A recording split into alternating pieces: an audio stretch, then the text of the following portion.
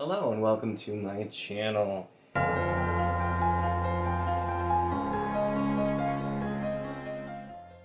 In this video, going to be discussing Nolan by Michael J. Sullivan.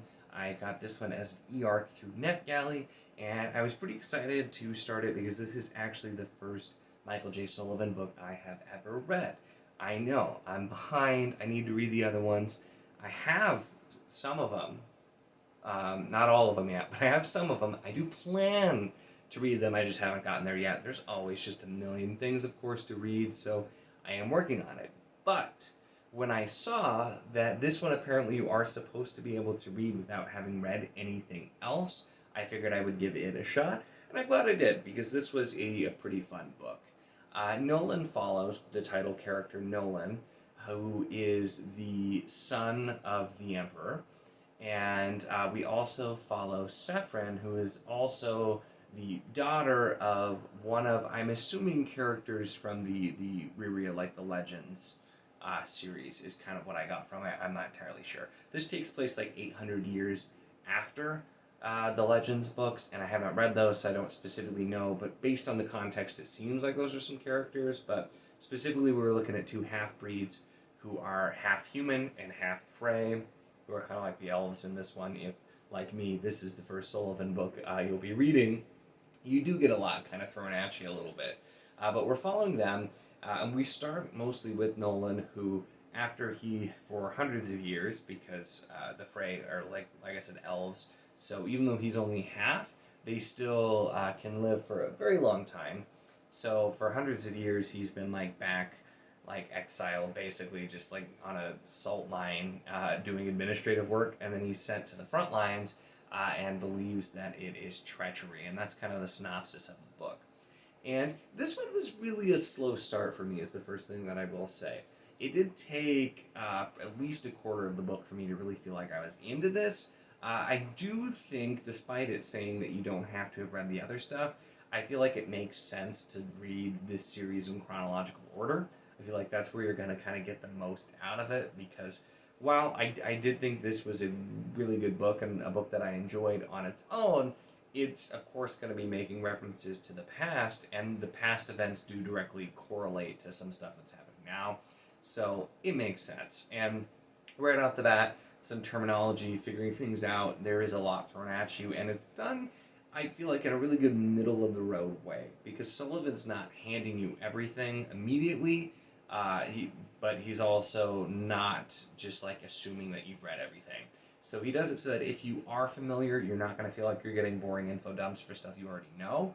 And if you're not familiar, like me, he does a good job of kind of sprinkling it in, making it easy to understand once you kind of get into it without having to go through a whole bunch of review that the fans who've read all of his stuff aren't going to enjoy. So that was something I liked. But like I said, a pretty slow start. What really sold me is pretty early on was the banter between Nolan.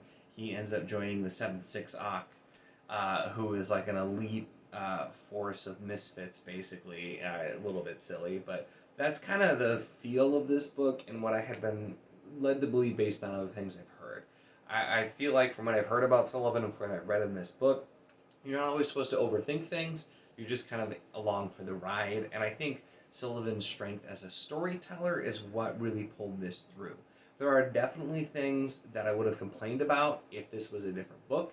And in fact, I was reading this at the same time that Dom was from Dominish Books. I'll link his channel. His review is going to be much longer and much more negative than mine is. I'm really excited to watch it, though, because a lot of the things he brought up do absolutely make sense, and I can't disagree with a lot of his points. But for me, I think I was in the right mindset where I was taking this kind of lighthearted, and it worked.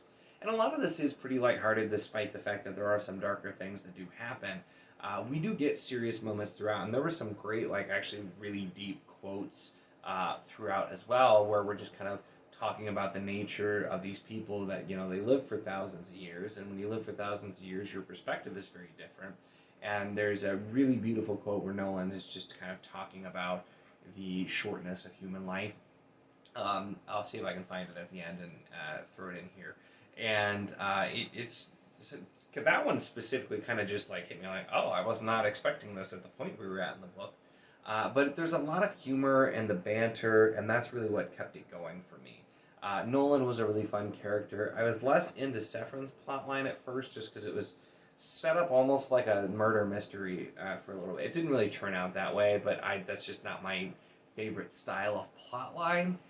So I wasn't crazy into it, but Saffron is in the capital city and is basically, we find out, for hundreds of years, been trying to get some form of equal rights and representation for the human population, who are really looked as lower class citizens. And as we get through the story, we start to see all of these political machinations that are going on and what the deeper story is. And it starts to shape itself when we see there's going to be a power struggle and that these characters have found themselves unwitting pawns within it. But even as we get some answers, there were still some more twists, some other things that we don't fully see coming. At least I didn't fully see coming. The way it was done, and some of them I feel like were meant that you couldn't have really figured it out, but it makes perfect sense afterwards. But there are some other just things thrown in there, and that's really what I enjoyed about this. This was really good storytelling.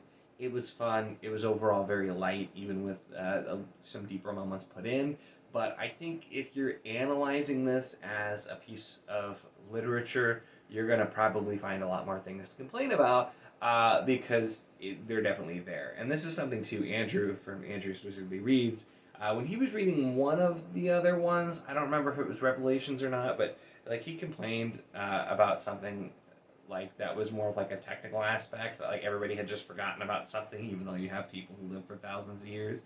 And so I remember him talking about that, too, and if you get yourself bent on that, I feel like these are books that may not work as well. I tried to be really good because there have been some other books that were meant to be lighthearted and not taken too seriously, and I struggle to adapt to that sometimes because I generally seriously read. That was like Kings of the Wild. It was a good book, but I didn't like, am I supposed to take it seriously? Is it supposed to be funny and lighthearted? I'm not. And when a book juggles between there too often, I feel like it just doesn't work for me as well. This one kind of really seemed like it knew where it wanted to be.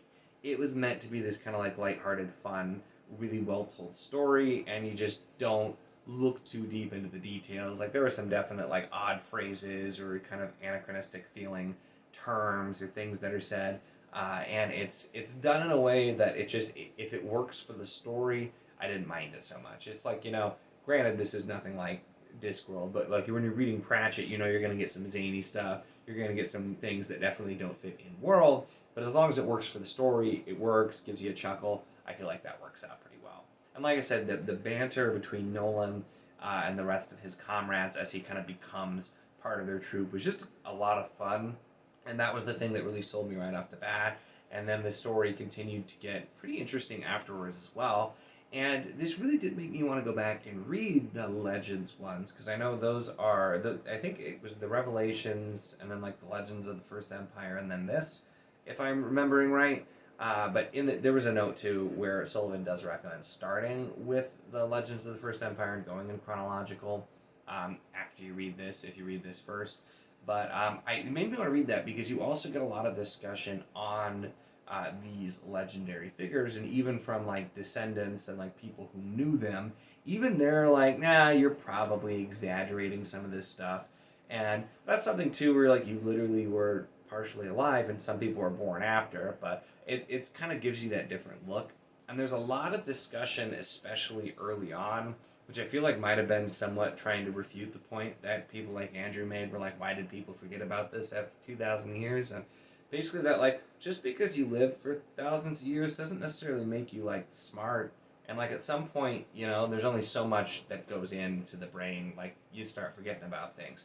That's done in both serious and funny ways, where basically we get characters like, it doesn't matter how long you live. If you're dumb or you're bad at something, you're not necessarily going to get better at it, but you do get experiences that definitely help. And then we get another time where a character is talking about how their spouse had died, and they were determined to always remember them because they felt like a part of them would be alive.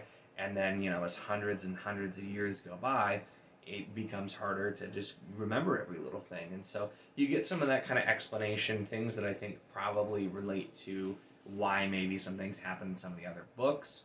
which granted I haven't read them, so I can't confirm that. But it was interesting, and it was just an interesting way to look at it, because so often you get, especially if you're looking like Lord of the Rings elves, they're thousands of years old, they're very wise and, patient and know everything. And you get a very different look at the Fray than you do with elves in most stories. And so it was pretty interesting. You have a lot of very foolhardy ones that are, a lot of them cruel and just don't like humans or any of the other species. Because we do have, like, dwarves specifically are in this. They have a really hard to pronounce name that I'm not going to even try, but you have dwarves, you have goblins, you have other species of creature in there as well. And so you get some of these things, but they have pretty different characteristics in some extent, like with the Fray at least. The goblins and dwarves are a bit more stereotypical, but there's even there's like a bantery conversation between characters talking about how you shouldn't stereotype that like all dwarves are very precise and good at fixing things, and just you get a lot of humor in there talking about the different areas of species, and some of those things in a much more light way reminded me just of things that Terry Pratchett would explore in Discworld. He loves pulling apart things like that, so this story definitely uses some tropes, but it also just pokes fun at some other ones and gives you an interesting look at different types of characters as you're going in and looking. And there are, like I said, Nolan and Sephiroth are the two like main POVs. We get some other POVs, including from the Emperor, from our villain, and from some other characters here throughout as well. But for the most part, we focus on those two. And that's really what we're looking at. But it tells the story in general of some big changes to the Empire and what's happening, and is still at a time where I'm guessing later on probably humanity and the Fray get better, but I'm also like speculating that if the Fray, even if they live for thousands of years, after so long, if they're not reproducing as quickly as humans, then they probably would still end up becoming a smaller and smaller minority, and maybe that's something that happens in Revelations. Like I said, I can only speculate until I actually read it, but from what I've heard, people really, really liked Revelations, a lot of it because of the friendship and the banter, and you get a lot of that here. So I think people, if you like the other books, you're probably going to like this one. And even me, who hadn't, I really did enjoy this. I gave this a 4 out of 5 on Goodreads, and it's one of those books where like I might have rated it lower if I just wasn't really enjoying going through, and especially when the next book I started I wasn't enjoying nearly as much. So I'm like, yeah, I enjoyed it, and it's probably like it's a low 4. I don't think this is some like amazing book by any means. It's really fun though. It is enjoyable. It is an easy read. It's a decent length, but it's not one that you're going to be really like just like having to push yourself to get through. At least for me, I felt like it was a pretty easy read once you get into it. Like I said, did have a slow start, but picked up after that, and just really good storytelling in dialogue, and just the central ideas being explored. I like the way of, we're going to tell a light, fun story, but we are going to have some serious things thrown in there. We are going to, ask the questions about, different species and how the way they perceive the world would be. You get some of those things turned on its head, too, with our main characters, and the way that they think things are not always the way that they are, and that's, that's true for humanity in general. We rarely seem to know what's going on, even if we think we do. So a lot of those themes explored, but still keeping it very fun, very enjoyable. So it was something that I very much liked. I did really enjoy this book, and it's definitely made me want to check out more of Sullivan. So really quick, I did grab the quote I was talking about earlier in the review. And I really enjoyed this. It came at a point, too, where there was some silliness, there was some banter going on, and then we just whipped this out, and I thought it was a really good quote. And so here we have that. So this is Nolan talking, and I'm not going to do the whole thing, but he had loved and lost more friends than he could remember. They came and went with the swift regularity of leaves on trees. He knew he could love these dolphin men, not really dolphin men, they're just swimming for the record. He knew he could love these dolphin men, racing one another to the beach, wasting air by calling out taunts even as they approached what could be their deaths. He could love them as he loved life itself, because they were life, an existence lived as it ought to be, swift and brilliant, careless and courageous. They were shooting stars, sparks from a campfire, a first touch and a final kiss, Fleeting moments of beauty made all the more wondrous by their brief nature. And I just thought that was a really, like I said, it kind of took me. I was like, whoa, that's actually like a really good quote. And so I enjoyed that. And just there's a look at some of the depth that you do get in this book as well. With that, though, those are my thoughts on Nolan by Michael J. Sullivan. This is the first of a new trilogy, I believe, so I'll be keeping an eye out for those. But I definitely will want to be going back and reading more Sullivan in the meantime. I will have a link in the description if you are interested in pre-ordering this book for when it does come out, which is early August. It will be an Amazon affiliate link, so if you do buy through that link, I'll get some sort of small commission. If you enjoyed the video, make sure to give it a like. If you want to talk about this book or any other books, make sure to check the link in the description for the Wizardly Duo Discord. We're always having just a ton of fun talking about literally everything there, so it's always a great time to be had in the Discord. And of course, if you would like to see more of my content, then make sure to subscribe.